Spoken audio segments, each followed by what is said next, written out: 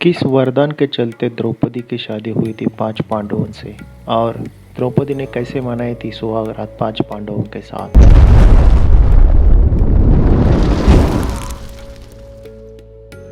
Hello hi नमस्ते सत श्री अकाल आदाब दोस्तों, कैसे हैं आप। स्वागत है आपका हमारे अपने चैनल द एशियंट वर्ल्ड में।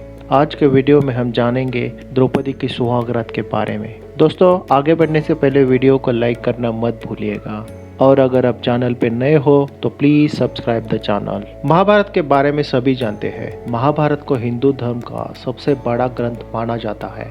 महाभारत सिर्फ कौरव और पांडवों के युद्ध के लिए प्रसिद्ध नहीं है, बल्कि महाभारत अपने अंदर कई सारे ऐसे रहस्य समेटे हुए हैं जिसके बारे में लोग जानना चाहते हैं।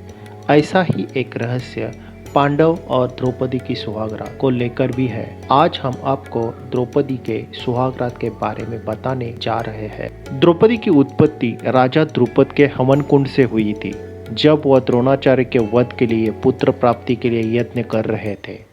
राजा द्रुपद ने अपनी पुत्री द्रौपदी की शादी के लिए स्वयंवर किया था, जिसमें अर्जुन ने स्वयंवर की शर्त पूरी करके द्रौपदी को अपना पत्नी बना लिया था।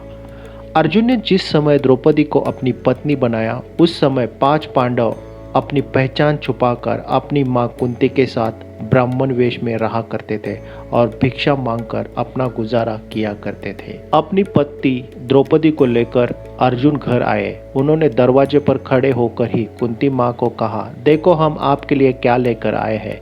लेकिन काम में व्यस्त होने की वजह से कुंती ने बिना देखे ही कह दिया कि 5 भाई मिलकर उसका उपभोग करो। कुंती सहित 5 भाई बहुत ही सत्यवादी थे और अपनी माँ के मुंह से निकली हर बात को एक आदेश की तरह पालन करते थे और वो उसे अपना धर्म मानते थे। और इस तरह अपनी माँ की ये बात सुनकर गहरी सोच में पड़ गए।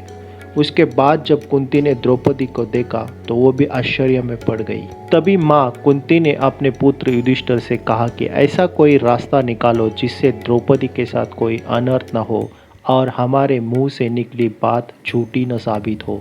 लेकिन जब किसी भी तरह से इस समस्या का समाधान नहीं मिल रहा था, तब राजा द्रुपद भी काफ़ी चिंतित हो गए और उन्होंने भगवान श्री कृष्ण और महर्षि व्यास जी से कहा कि धर्म के विपरीत किसी स्त्री के 5 पति की बात तो नहीं हो सकती। तब महर्षि व्यास ने बताया कि द्रौपदी को पूर्व जन्म में ही भगवान शंकर से ऐसा वरदान मिला हुआ था। इस तरह द्रौपदी की शादी एक एक करके 5 पांडवों से कर दी गई। आपको बता दें कि सबसे पहले द्रौपदी का विवाह युधिष्ठिर के साथ हुआ। उस रात द्रौपदी ने युधिष्ठिर के साथ सुहाग रात मनाई।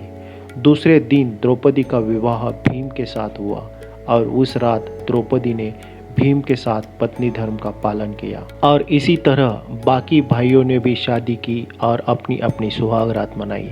आप सोच रहे होंगे कि द्रौपदी ने अपने 5 पतियों के साथ कैसे अपना पति धर्म निभाया, तो हम आपको बताने जा रहे हैं कि इसके पीछे भी भगवान शिव का वरदान था। भगवान शिव जानते थे कि कोई भी स्त्री 5 पतियों के साथ अपना धर्म नहीं निभा सकती, तो इसलिए उन्होंने वरदान दिया था कि द्रौपदी प्रतिदिन स्नान करने के बाद कन्या भाव को प्राप्त हो जाएगी। और इसी तरह द्रौपदी ने अपना पति धर्म निभाया। इस तरह एक एक करके पति धर्म निभाया। लेकिन क्या आप जानते हैं द्रौपदी सबसे ज़्यादा प्यार किससे करती थी?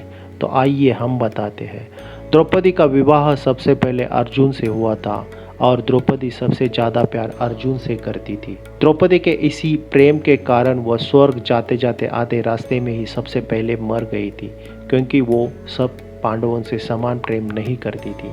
इसके बाद संतान प्राप्त हेतु भगवान श्री कृष्ण ने यह सुझाव दिया कि प्रति वर्ष द्रौपदी एक पांडव के साथ अपना समय व्यतीत करेगी और जिस समय द्रौपदी अपने कक्ष में किसी पांडव के साथ अपना समय व्यतीत कर रही होंगी, तब उनके कक्ष में दूसरा कोई पांडव प्रवेश नहीं करेगा। तो दोस्तों ये थी कहानी द्रौपदी का विवाह और उनके सुहाग रात के बारे में। हम जल्दी हाजिर होंगे एक नई कहानी के साथ। तब तक देखते रहिएगा द एशियंट वर्ल्ड।